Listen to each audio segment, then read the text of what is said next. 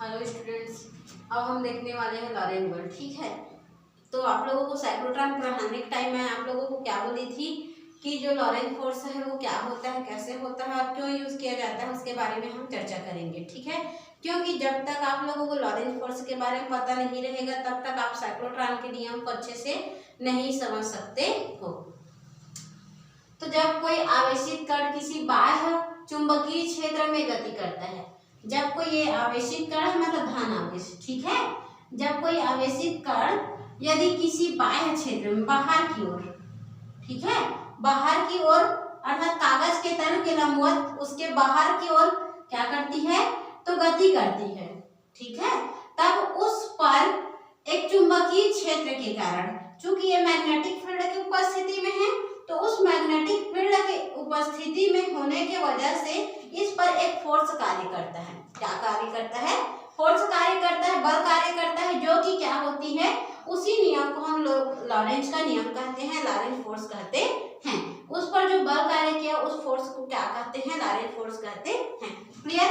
तो जब कोई आवेशित कण, आवेशित मतलब धन आवेश, ठीक, आवेशित कण किसी बाह्य कागज के तल के लंबवत उसके बाहर की ओर क्या करती है, चुंबकीय क्षेत्र में गति करती है, मैग्नेटिक फील्ड की उपस्थिति में गति करती है, तब उस पर चुंबकीय क्षेत्र के कारण उस पर एक क्या करते हैं, बल लगता है, और उस बल में जो किया गया कार्य है उस फोर्स को हम लोग लॉरेंज फोर्स कहते हैं।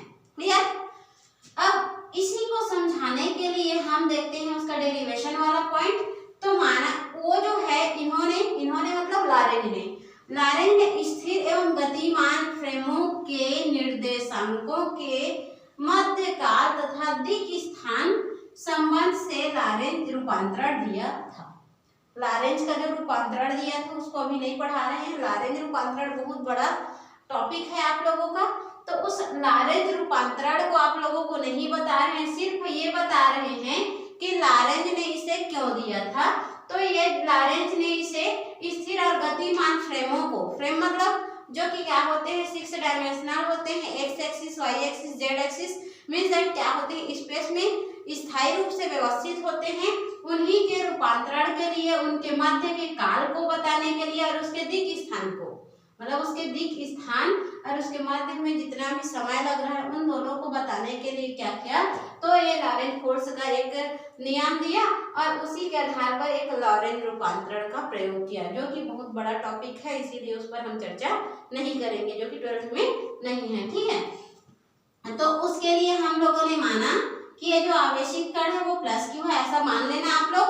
माना कि लॉरेंज फोर्स पर जो आवेशित कण है वो प्लस क्यू है, उस पर लगने वाली फोर्स एफ है, और वहां पर उस फोर्स के वजह से ये उसके लंबवत किसी भी डायरेक्शन पर गति करती है, तब उस पर बनने वाली एंगल थीटा है, और वो जो है v वेलोसिटी से क्या करती है, मोशन करती है, गति करती है, तब उसके तिर्यक अपोजिट डायरेक्शन पर भी वेग से जो है उसके जिया एंगल बनाते हुए वो क्या होती है, रोटेट होती है।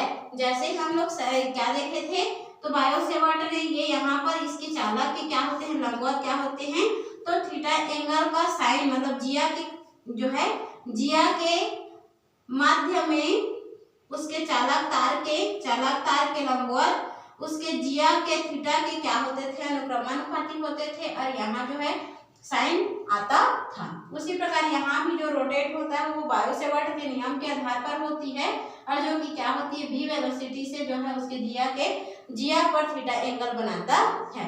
तो ये भी जो है बायो-सेवर्ट के नियम के आधार पर जैसे 2-3 कंडीशन फॉलो किया, उसी प्रकार लॉरेंज भी अपना 2-3 कंडीशन रखता है।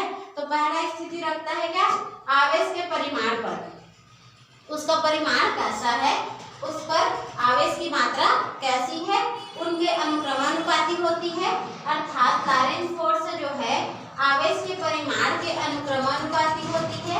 दूसरा, चुंबकीय क्षेत्र के लंबवत दिशा में, ये जो है मैग्नेटिक फील्ड है उसी के लंबवत दिशा में जो क्या होती है, जो v वेलोसिटी से जो है उसके जिया पर थीटा एंगल बनाती है उसके अनुक्रमानुपाती होती है, और चुंबकीय क्षेत्र b के अनुक्रमानुपाती होती है। और इन तीनों को हम लोगों ने first, second and third equation दिया। ठीक है, इतना तो हम लोगों ने जान लिया। अब देखते हैं कि ये जो है इसके अनुक्रमानुपाती तो हो गई, लेकिन इस पर रिलेशन कैसे रखता है। तो बायो और सेवर्ट क्या किया, तो सभी इक्वेशन को मिलाया था, उसी प्रकार इनमें सभी इक्वेशन को इन सभी को मिला देना है, तब F अनुक्रमानुपाती Q भी B sin थीटा प्राप्त होगा। जहाँ ये उसका क्या होते हैं, तो आवेश का परिमाण होते हैं, आवेश होते हैं, और B उसका वेलोसिटी होते हैं, B उसका चुंबक का परिमाण होते हैं, और sin थीटा उस पर बनने वाली जिया में एंगल होती है। ठीक है, अब ये अनुक्रमानुपाती के चिन्ह को जैसे ही हटाते हैं, बराबर लेते हैं, तो वहां कोई राशि कांस्टेंट आती है, जो कि क्या ले लिए, K ले लिए, और K बराबर आ गया Q भी B sin थीटा, जो कि पहले से एज इट इज हम लोगों के पास उपस्थित था। अब इसको आगे बढ़ाने के लिए ये जो है फोर्स है, फोर्स ये K क्या है, कांस्टेंट राशि है। यदि इस लॉरेंज फोर्स को हम लोग SI मात्रक में देखें, किस पर देखें, SI मात्रक में देखें, तब उस कंडीशन पर K का वैल्यू क्या हो जाता है, 1 हो जाता है। देन हम लोगों को F बराबर क्या मिल जाती है, तो F बराबर मिल जाता है Q भी B sin थीटा। क्या मिल जाती है, F बराबर Q भी B sin थीटा। तो K बराबर हम लोग को SI मात्रक में वायु निर्वात की कंडीशन पर क्या मिला, 1 मिला, तो वहां पर 1 हो गया, ये K का मान 1 हो गया, तब F बराबर मिल गया Q भी B sin थीटा। अब देखो साइन और कॉस में मैं आप लोगों को कुछ बोली थी, है कि जहां भी हम लोगों का साइन रहता है, तो वहां हम लोग यदि सदिश फॉर्म देते हैं तो क्रॉस आता है, और जहां कॉस रहता है वहां पर सदिश फॉर्म देते हैं तो डॉट आता है। तो यहाँ पर देखो साइन है तो क्या आएगा, क्रॉस आएगा, है ना। तो इसीलिए आ जाता है ये Q जो है आवेश है, आवेश तो एक सदिश राशि है, इसीलिए वो बाहर निकल गया, और जो सदिश राशि V और B है वहां पर क्या लग गया, क्रॉस वेक्टर लग गया। क्या लग गया, क्रॉस वेक्टर लग गया। क्यों लगा, क्योंकि यहाँ sin थीटा। क्लियर, और ये सदिश फॉर्म का है। अब देखते हैं, ये तो हम लोगों ने जान लिया कि ये लॉरेंज फोर्स है। लॉरेंज फोर्स बहुत सारी स्थितियां देती है। ठीक है, यदि इस जो प्लस Q आवेश पर क्या होते हैं, तो कोई भी वेलोसिटी नहीं लगती है, अर्थात वहां वेग जो है गति नहीं कर रहा है, मतलब वो जो प्लस Q आवेश है वहां पर वो कोई भी मोशन नहीं कर रहा है, मतलब वहां वेलोसिटी का मान क्या है, 0 है। जैसे यहाँ ये कण जो है गति करेगी तब तो वेलोसिटी मिलेगा, तब तो वेग मिलेगा। यदि ये गति ही नहीं कर रही है प्लस Q आवेश, तो यहाँ गति नहीं होगा, तो वहां वेलोसिटी का मान क्या होगा, 0 होगा। तो पहला स्थिति रखते हैं, यदि वहां वेलोसिटी का मान इस लॉरेंज फोर्स में v का वैल्यू 0 रहे, यदि वो एक भी गति नहीं करता है, एक भी वेलोसिटी नहीं देता है, उसका वेग 0 होता है, तो उस कंडीशन पर हम लोगों को F क्या मिल जाते हैं, 0 प्राप्त हो जाते हैं। अब कैसे प्राप्त होंगे, देखो यहाँ तो F बराबर Q भी B sin थीटा आया, यहाँ V के स्थान पर रख दिए 0, तो 0 का गुणा हम किसी भी संख्या से करते हैं तो उसका वैल्यू क्या आ जाते हैं, 0 आ जाते हैं। अर्थात पहला स्थिति क्लियर, पहला स्थिति इसका क्या है, यदि वेलोसिटी 0 होता है तब वहां फोर्स भी क्या मिलते हैं, लॉरेंज फोर्स 0 मिल जाते हैं। दूसरा देखो कि ये जो है यहाँ से ये मोशन करना स्टार्ट किया प्लस Q आवेश, तो वहां या तो ये तो 180 अंश पर पूरा घूम जा रहा है, या तो 0 एंगल दे रहा है। ठीक है, तो यहाँ से ये गति किया, लॉरेंज फोर्स यहाँ फोर्स लगाते लगाते मैग्नेटिक फील्ड होने की वजह से वो क्या होते हैं, वृत्तीय पथ का अनुसरण करते हैं, ज्यादा साइक्लोट्रॉन के नियम में। तो इसीलिए ये क्या करेंगे, वृत्तीय पथ का अनुसरण करेंगे, अर्थात ये इस प्रकार से रोटेट होने लगेगा, और जैसे ही ये रोटेट हुआ और वृत्तीय पथ का अनुसरण किया तो फिर से ये 180 और 0 डिग्री में आया, 0 या 180 डिग्री में आया, है ना।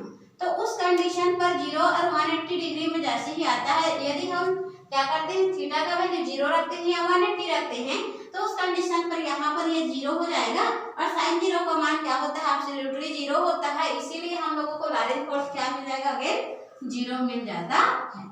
यदि दूसरा स्थिति भी हम देखें, तो थीटा का एंगल यदि 0 घुमाते हैं, यहाँ प्लस Q आवेश जो है 0 एंगल पर रोटेट होती है या 180 डिग्री पर रोटेट होती है, तो वहां पर हम लोगों को लॉरेंज फोर्स अगेन क्या मिलते हैं, 0 मिल जाते हैं। क्लियर, अब देखते हैं कि यदि उसका तीसरा कंडीशन देता है कि यदि वो 90 डिग्री रोटेट किया है, ये कागज के तल के लंबवत ऊपर की ओर 90 डिग्री में ऐसे क्या किया, बाहर की ओर गति किया, तो उस कंडीशन पर क्या देगा, सपोज ऐसा हो, ऐसे तो ये वृत्तीय पथ का अनुसरण करेगी तब भी तो यहाँ 90 डिग्री देगा ना, तो उस कंडीशन एंगल पर क्या होते हैं, तो यहाँ 90 डिग्री आते हैं और sin 90 का मान 1 होता है, तो उस कंडीशन पर f का वैल्यू क्या मिल जाता है हम लोगों को, QVB। क्या मिल जाता है, QVB। क्लियर। तो इस प्रकार हम लोगों का आज का लॉरेंट फोर्स भी कंप्लीट होता है और साइक्लोट्रॉन वाला टॉपिक भी कंप्लीट होता है। ठीक है, तो आप लोगों ने इसको अच्छे से समझ लिया और कोई भी डाउट होगा तो उसको पूछ लेना। ठीक, क्लियर।